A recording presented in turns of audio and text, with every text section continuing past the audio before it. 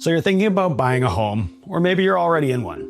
Either way, there are 10 questions that Canadians ask me all the time about mortgages. And the answers, they're not always what you'd expect. Let me explain. Everyone wants to know what's the best rate right now. Here's the thing. Interest rate is important, but it's not the whole story. Those ultra low mortgage rates, they're usually a trap. And here's why. They usually come with strings attached. The prepayment privileges that you often would have with a mortgage might be completely removed on these. So the bonus or extra money that you've been saving to lump sum towards the mortgage in order to cut down on the interest that you're paying, you may not be able to do that. In addition, you may lose your portability privileges with that mortgage, meaning that if you have to move in the next 3 to 5 years during the term of your mortgage, you're going to have to break that mortgage and pay thousands in penalties. And here's the kicker. Those thousands in penalties, it's going to be way more than any interest that you had hoped to save with that ultra low rate that you found in the first place. So yeah, rate matters, but flexibility and features, they'll often save you more over the long run of the mortgage than shaving off a fraction of a percent upfront. Think of it like this. Would you rather have a cell phone plan where every single time you go just a little bit over the data, they charge you an extra $200? Or pay slightly more each month so that when life changes, you're not punished? That's how mortgages work. It's not just the price tag, it's the fine print. And it's often why the best interest rate is never the lowest. The second question that everybody asks me is, Tyler, how much house can I qualify for? The bank uses 2 different calculations inside of the same application in order to make that determination. The first one is your GDS, or gross debt service ratio. This is just a fancy way of saying all of your housing costs. Things like your mortgage payment, the property taxes, strata fees, and your heating costs. They can't exceed, for somebody with great credit, 39% of your gross income. The second calculation is what we call your total debt service ratio, or your TDS. This includes all of the GDS, but also all of your personal consumer debt. So things like car payments, credit cards, lines of credit, student loans, they all detract from your overall maximum qualification. That number for your TDS for somebody with great credit can't exceed 44% of your gross income. Here's the catch. Those are the bank's maximums. They're not recommendations for you. They don't include things like daycare, groceries, and the other pieces of our cost of living that should factor into our overall budget. So while the bank may fully qualify you for a mortgage of up to $800,000, you might only feel comfortable at, let's say, $650,000. That's not being conservative, that's being smart. The real question that you should be asking is not what is the max that I qualify for, it's what can I comfortably carry without having to sacrifice the whole rest of my lifestyle. Most Canadians don't realize that they're overpaying on their mortgage until it's too late. That's why we created the VIP Mortgage Management Program. It's 100% free, it takes under a minute, and it'll show you your current property value, the equity that you've built within your home, if your interest rate still stacks up, and on top of that, whether or not you can make moves like refinancing, investing, or upgrading your property. You've got a powerful asset. This report, it helps you use it properly. To get your report today, click the link below. Now, back to the video. How much do I need to put down for a down payment? This one seems straightforward, but there's more to it than most people think. The bare minimum that you have to put down in order to purchase a property up to $500,000 in Canada is 5%. That's your ticket in the door. But here's the catch. If you can't get to 20%, you're going to have to pay for mortgage default insurance. What is that? That's insurance that is in favor of the lending institution in the event that you were to default on the mortgage. And it's not cheap.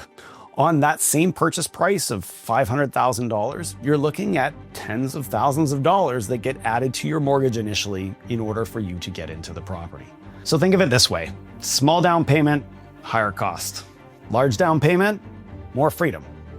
But, and this is important, sometimes waiting to save 20% isn't realistic, especially in markets where prices are rising faster than we can save.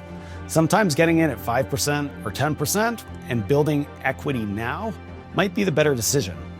So the question isn't just how much do I need? It's what's the better strategy for me specifically? Should I be getting into the market now with a smaller down payment or waiting to save? And the answer comes down less to math and more to your own personal goals and strategy and situation as to whether we should be waiting to save that down payment or taking the leap now and potentially paying the insurance premium. But what if I don't have it all? And that's a common question that we see as well. And you're not out of luck. There are lots of options now in Canada to help first-time buyers get into the market. You can tap your RRSPs, use the First Home Savings Account. There's a family gift. All of these options can help you get over the hump in order to get into a property. You should speak with your mortgage broker or banker to figure out which options might be the best for you. The bank is always going to need to know where that down payment's coming from, though. What do lenders actually check? People think it's all about income or credit, but the truth is it's the whole picture that they're taking a look at. Here are the 5 items that lenders are closely scrutinizing when we submit an application to them. First and foremost, your income. Income is important. We need to be able to demonstrate your ability to be able to repay the loan. Somebody who is salaried is going to probably have an easier time demonstrating that they make enough money on an annual basis in order to make the payments on the mortgage than somebody maybe who is self-employed and is filing less income. There are solutions for everybody, and your mortgage broker will be able to walk you through them. Second is your employment history. How long have you been working in the industry or at your current job, and how stable is your income? That is a key component for most of our lending institutions. The longer you've been at your job or the longer you've been in your industry, the stronger it looks on the application. Next is what kind of debt are you carrying? Clients who have larger personal debt balances, credit cards, lines of credit, car loans, it's all going to detract from your ability to be able to carry a slightly higher mortgage because you're stretched thin across all of these different commitments that you have made. Factoring into that debt is also your credit score. When we take a look at your credit score specifically, there's a wide range. We range in Canada from 300 to 900. Acceptable scores vary from lender to lender and down payment amount to down payment amount as to what the lenders will potentially accept on your application. Trying to keep your credit score in a great spot will really ensure that you get access to the most amount of lending at the best rates moving forward. And last but not least, the property that you're going to acquire. There are many different types of property out there. Detached homes, condos, townhomes, leasehold properties. Each of them is viewed differently from the lending institutions and scrutinized slightly different from one to the next. It's important that the lender is also on side for your property. If you're looking for something that is highly specialized, like a leasehold property, it's always best to run that by your mortgage professional first. So, as you can see, there's many different factors that go into determining your overall qualification. And this is why same borrowers with the same income may not actually get the same type of mortgage approval from the same bank, even though the income is exactly the same. Fixed or variable? This question often can spark some arguments, but it doesn't have to. It's pretty straightforward, and depending upon your own personal risk tolerance, that's how we're going to make the decision. First, let's take a look at fixed rate mortgages. Fixed rate mortgages are going to offer you a set rate of interest and a set payment. For young families or first-time homebuyers, that predictability can be priceless. Unfortunately, the downside to fixed-rate mortgages is that they usually come with higher penalties should you need to break them throughout the duration of the term. And if interest rates were to drop, you would end up paying slightly more interest than the variable. Variable rate mortgages are a little bit more flexible. Your rate is going to fluctuate with the Bank of Canada prime rate. Historically, we've seen the variable rate mortgages outperform the fixed rate mortgages, but past performance doesn't always promise future results. And when we take a look at the fluctuations from the Bank of Canada, for some Canadians, watching your mortgage payment rise consistently could be very uncomfortable. Last but not least, we have the hybrid option, part fixed and part variable, where you get some predictability and some flexibility that's tied into it, which might be the right fit. The answer at the end of the day is not 100% fixed, 100% variable, or a split. It's what works for you personally based on your own risk tolerance and the stage of life that you're in over the next 3 to 5 years, and what's going to give you peace of mind overnight. What credit score do I need? Credit scores range from 300 to 900. It's rare in the mortgage industry that we see scores over 800.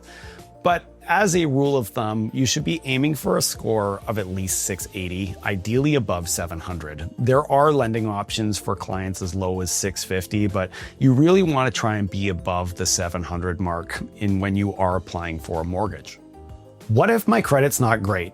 We get this from clients from time to time, and it's not necessarily always the end of the world. There's lots of things that you can do to improve your credit score, and first and foremost, the most important thing is understanding how that score is actually calculated. Working with your mortgage broker directly to figure out why your score is potentially lower than you think it should be will be the first step.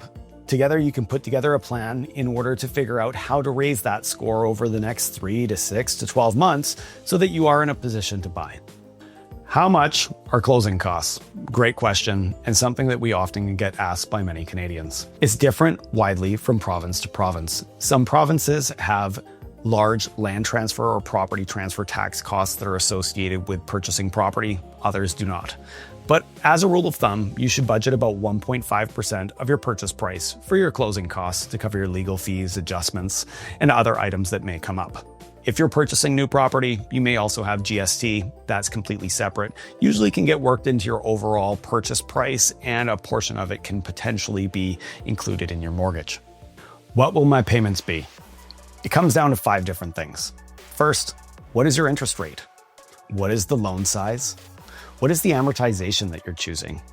Do you require insurance? And what frequency of payments are you going for? Lots of different options in terms of how your payment comes together. The online calculator can show you exactly what that payment might look like. Broker will help you figure out exactly the context and maybe the best option for you moving forward. So those are the 10 big questions everybody asks when buying a home. But the questions aren't really the point. Anybody can Google what's the best rate or what's the minimum down payment. The trick is the why behind the answers and how they fit into your bigger picture. Because your mortgage, it shouldn't just be a loan. You should be building a strategy. It's what's going to shape your flexibility, your cash flow, and your ability to build wealth moving forward. So don't just chase quick fixes. Build a plan that works for you, not just today, but 5, 10, 20 years from now. That's the difference between just buying a home and building a life. Let me explain.